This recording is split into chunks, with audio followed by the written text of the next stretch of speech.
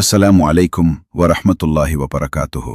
அன்பான சகோதரர்களும் சகோதரிகளும், நாம் நோன்பை திறக்கும் இந்த புனிதமான இஃப்தார் நேரம் துஆ ஏற்கப்படும் நேரமாகும்.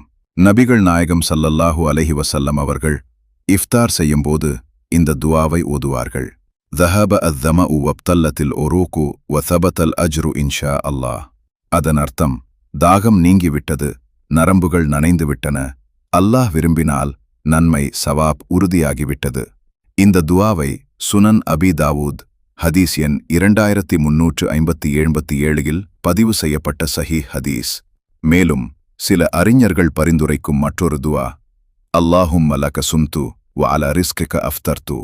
அர்த்தம், அல்லாஹ்வே, உன்னுக்காகவே நான் நோன்பிருந்தேன், உன் அருளான ரிஸ்கால் நான் நோன்பை திறக்கிறேன். இந்த துஆ சுனன் அபி தாவூத் ஹதீஸ் 2358 குறிப்பிடப்பட்டுள்ளது. ஆனால் இதன் தரம் குறித்த விவாதம் உள்ளது. எனவே முதல் துஆ மிகவும் ஆதாரப்பூர்வமானது. அன்பானவர்களே, இஃப்தார் நேரம் என்பது வெறும் உணவு நேரம் அல்ல, அது துஆ ஏற்கப்படும் அரிய நேரம். நபிகள் நாயகம் ஸல்லல்லாஹு அலைஹி வஸல்லம் அவர்கள் கூறினார்கள், 3 பேரின் துஆ மறுக்கப்படாது. அதில் ஒருவர் நோன்பாளர், அவர் நோன்பை திறக்கும் நேரத்தில்.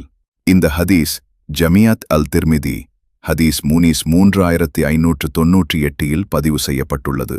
ஆகவே இஃப்தார் நேரத்தில் உங்கள் தேவைகளை அல்லாஹ்விடம் கேளுங்கள். உங்கள் குடும்பத்திற்காக துஆ செய்யுங்கள். உலக முஸ்லிம்களுக்காக துஆ செய்யுங்கள். அல்லாஹ் நம் நோன்பையும் துஆவையும் ஏற்றுக்கொள்ளட்டும்.